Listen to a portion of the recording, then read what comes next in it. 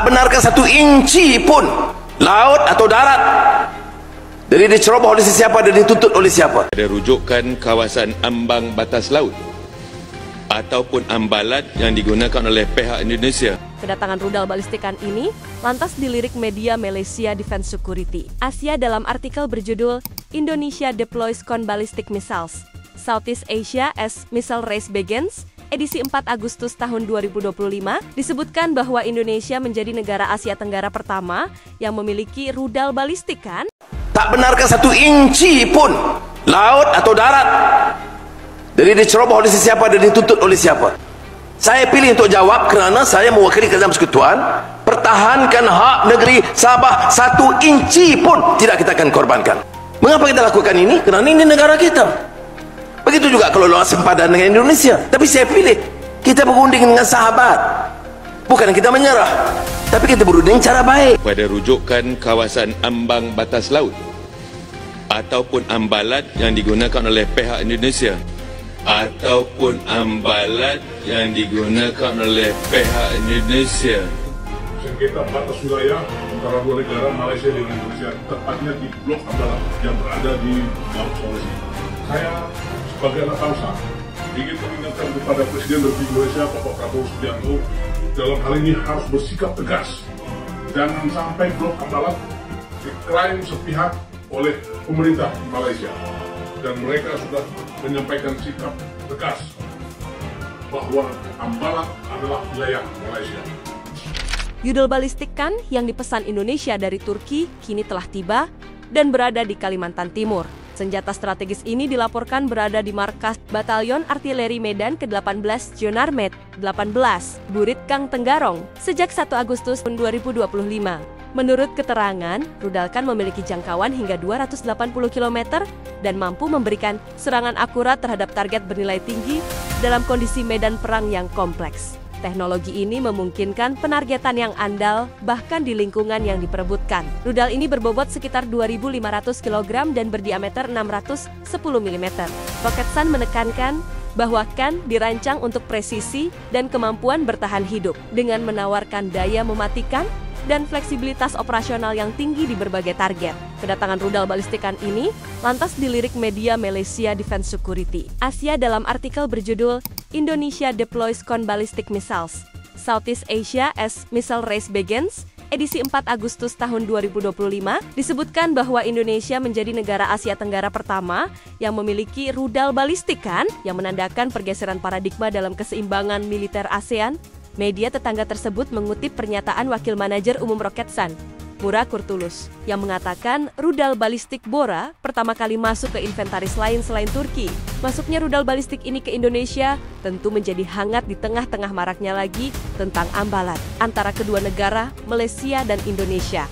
Perdana Menteri Malaysia bilang, ini bangsa kita, tidak akan sejengkal inci pun kita serahkan, tapi kita juga pilih berunding antar negara sahabat kita, ungkap Anwar Ibrahim.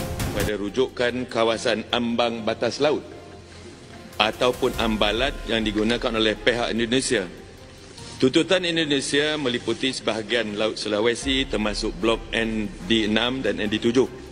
Malaysia berpendidikan bahawa Blok ND6 dan ND7 itu terletak dalam kawasan kedaulatan Malaysia dan hak kedaulatan negara berdasarkan kepada undang-undang antarabangsa yang terhasil selaras dengan keputusan Mahkamah Keadilan Antarabangsa ataupun ICJ dengan izin pada 2002. Oleh demikian, rujukan yang lebih tepat kepada kawasan berkenaan yang perlu digunakan selaras dengan pendirian Malaysia adalah Laut Sulawesi, bukannya ambalat. Ambalat ni adalah istilah daripada Indonesia yang nak meyakinkan, yang nak membuatkan dia punya klaim ke atas kawasan tersebut.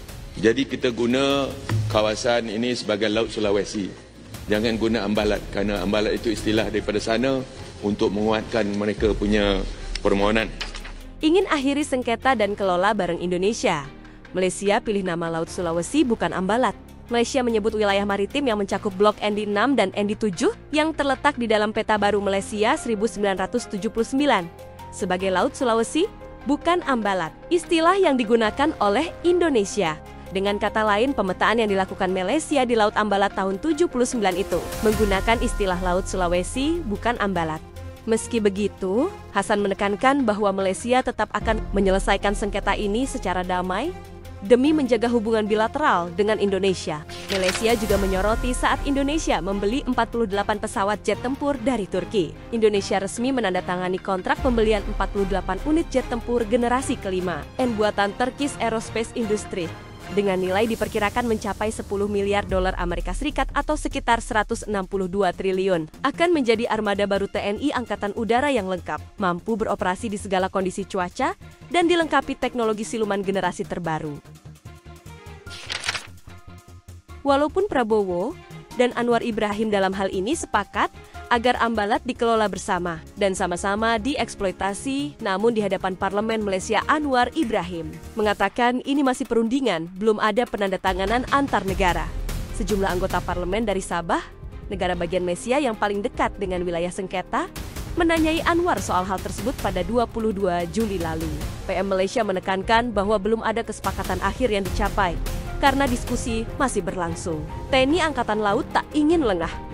Bukan berarti Malaysia bisa seenaknya mengklaim dan teriak. Walau Prabowo bicara soal kelola bersama tanpa adanya kesepakatan antar dua negara batas, tapal laut masih soal harga diri dan teritorial negara yang tidak bisa seenaknya dimasuki warga asing.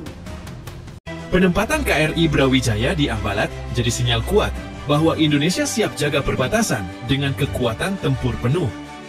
Bukan retorika, tapi tindakan nyata di lapangan. Ambalat bukan cuma urusan batas laut, tapi juga jadi cerminan siapa yang serius menjaga kedaulatan dan siapa yang sekadar gertak sambal. Di mata dunia, manuver Malaysia di kawasan ini makin nunjukin inkonsistensi dalam komitmen regional. ASEAN sepakat jaga stabilitas, tapi mereka malah terus-terusan masuk wilayah negara tetangga. Indonesia, lewat TNI AL, justru tampil tegas tanpa harus teriak-teriak di media. Secara geopolitik, Indonesia lagi bangun posisi sebagai kekuatan maritim utama di Indo-Pasifik. Wilayah laut kita luasnya lebih dari 2/3 total teritori dan letaknya strategis banget, nempel sama Laut Cina Selatan, jalur perdagangan utama dunia. Jadi, penempatan KRI Brawijaya di Ambalat itu bukan reaksi spontan, tapi bagian dari strategi jangka panjang RI buat jaga poros maritim dunia dari gangguan eksternal.